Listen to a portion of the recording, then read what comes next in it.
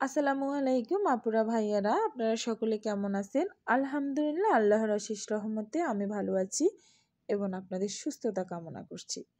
আপনারা যেখান থেকে আমার ভিডিওটি দেখছেন, আপনাদের সকলের প্রতি আমার আন্তরিক ভালোবাসা ও অভিনন্দন। আশা করি ভালো ও নিরাপদ আছেন।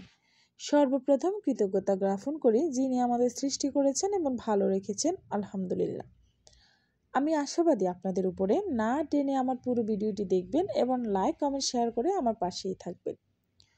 আমার চ্যানেলটি সাবস্ক্রাইব করে আমার আরেকটি নতুন পরিবার হবেন। এতে করে আমার সবগুলো নতুন ব্লগ ভিডিওর নোটিফিকেশন সবার আগে আপনার কাছে পৌঁছাবে। আপুরা ভাইয়েরা, আবারও হাজির হলাম নতুন একটি ব্লগ ভিডিও নিয়ে। আশা করি ভালো লাগবে, না টেনে পুরো ভিডিওটি দেখতে থাকেন। আপুরা ভাইয়েরা, ভিডিওর শুরুতে দেখতে পেয়েছেন আমি একটি পাহাড়ি রাস্তা দিয়ে আমার হাজব্যান্ডের সঙ্গে বাচ্চা কাচ্চা নিয়ে ঘুরতে গেছি।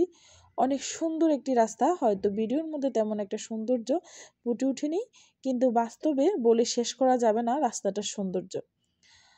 আমি যদি রাস্তাটার সৌন্দর্য বর্ণনা করি হয়তো আমার সারাদিন লেগে যাবে। এত সুন্দর একটি রাস্তা, চারদিকে শুধু পাহাড় আর পাহাড়, রাস্তার দুই পাশে পাহাড়, সামনে পাহাড়, পিছনে পাহাড়। এত সুন্দর একটি নিরিবিলি শান্ত পরিবেশ, সত্যি যে কেউ মন খারাপ হলেও এ রাস্তায় গেলে সত্যি ভালো হয়ে যাবে। রাস্তাটি পাহাড়ের উপর দিয়ে ওঠা একটি রাস্তা, পাহাড় কেটে রাস্তা বানানো হয়েছে। রাস্তার আশেপাশে সৌন্দর্য দেখে সত্যি আমি মুগ্ধ হয়ে গেছি। এত সুন্দর একটি জায়গা, যে জায়গায় মনে হচ্ছে শুধু আমরা ছাড়া কেউ নেই, এতটা নিরিবিলি। আমার কাছে অসম্ভব ভালো লেগেছে দূর থেকে পাহাড়গুলো। এই পাহাড়গুলো সামনে না জানি কত বড়, দূর থেকে এরকম দেখা যাচ্ছে, যদিও দূর থেকে অনেক ছোট ছোট লাগছে, কিন্তু পাহাড়গুলো খুব উঁচা পাহাড় এবং সবগুলো পাহাড় কিন্তু পাথরের। এই দেশের মাটির পাহাড় খুব কমই হয়, বেশিরভাগ পাথরের পাহাড়টাই হয়। বিশেষ করে মক্কা মদিনায় যাওয়ার সময় যে বিশাল বিশাল পাহাড়গুলো দেখা যায়, সে পাহাড়গুলো এত উঁচা আর এত উঁচা, এত বড়, সব পাথরে কালো হয়ে রয়েছে, মনে হচ্ছে আগুনে পোড়ানো পাথর, এরকম অবস্থা। অনেক সৌন্দর্য এদেশের পাহাড়ে ঘেরা। আসলে সৌদি আরবের সৌন্দর্য বলে শেষ করা যাবে না। আমার যে সমস্ত আপুরা ভাই এরা সৌদি আরব আসছেন বা থাকেন, তারা তো অবশ্যই সৌদি আরবের সৌন্দর্য ওদের কাছে বলার কিছুই নেই, যেহেতু ওনারা আসছে দেখছেন।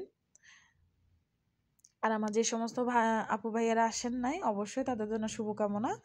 যেহেতু আল্লাহর ঘর মক্কা, অবশ্যই আপনাদের জন্য শুভকামনা, আপনারা যেন আসতে পারেন।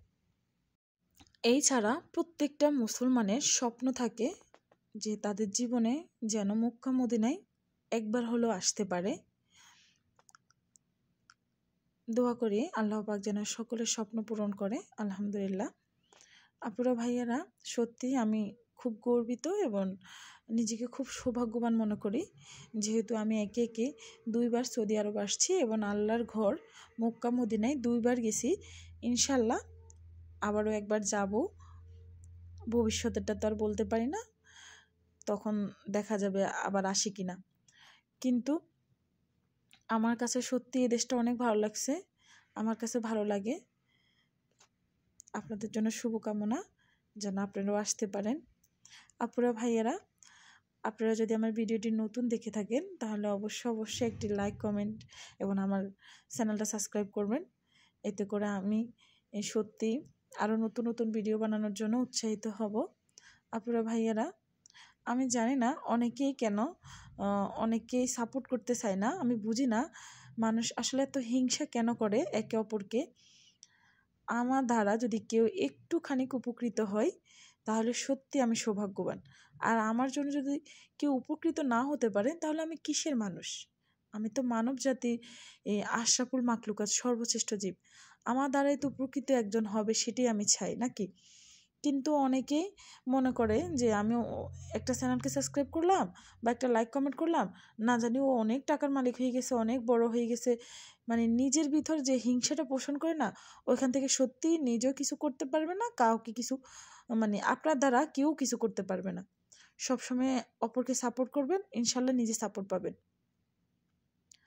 আমি সত্যি প্রত্যেকটা চ্যানেলকে আমি সাবস্ক্রাইব করে আসি এবং লাইক দিয়ে পুরো ভিডিওটি দেখে আসি। আমি জানি না সবার মন মানসিকতা কেন একরকম না। যাই হোক, আল্লাহ পাক যেন সকলের মন মানসিকতা ভালো রাখে, এ দোয়াই করি। আমার ভালোবাসার আপু ভাইয়াদের প্রতি আমার সত্যি অবিরাম ভালোবাসা। সবাই ভালো থাকবেন, সুস্থ থাকবেন। আল্লাহ হাফেজ।